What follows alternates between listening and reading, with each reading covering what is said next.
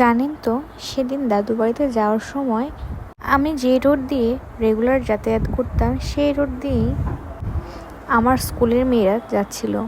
আমার স্কুলের সময়গুলোর কথা মনে পড়ে গেল। কি সুন্দর দিন ছিল।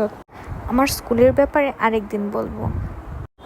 আমি আর মা চলে আসি আমাদের দাদু বাড়িতে। বাড়িতে ঢুকতেই হাতের বাঁ পাশে লক্ষ্মী মন্দির। এই পুরো জায়গাটা জুড়েই বাড়ির সীমানা। আমি প্রায় 2 বছর প্লাস দাদু বাড়িতে যাই না।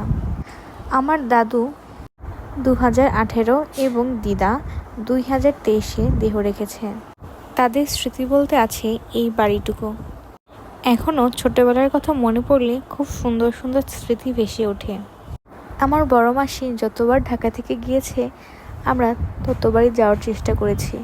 যদিও আমাদের খুব বেশি থাকা হয়নি, আমরা গিয়েছি, সারাদিন থেকেছি, আবার ব্যাক করেছি।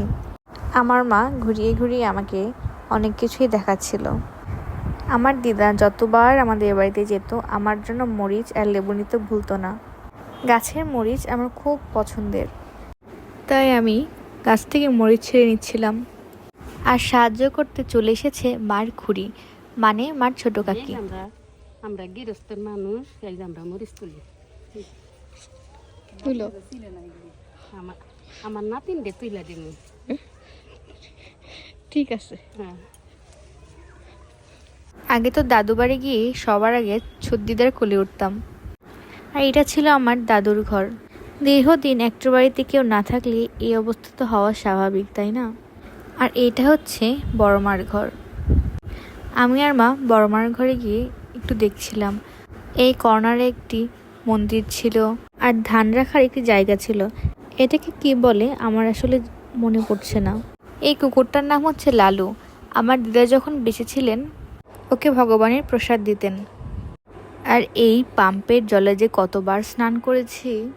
স্নান করতে গেলে তো খাওয়া দাওয়ার সময় ভুলে যেতাম। একসময় জমিগুলো দাদুদের ছিল, তবে এখন আর নেই। যাই হোক, মা আর আমি স্মৃতিচারণ করতে করতে বেরিয়ে আসি। আমরা সব মিলিয়ে 30 মিনিট ছিলাম, কারণ আমি সুদর্শনকে কথা দিয়ে গিয়েছি তাকে বিকেলবেলা ঘুরতে নিয়ে যাব।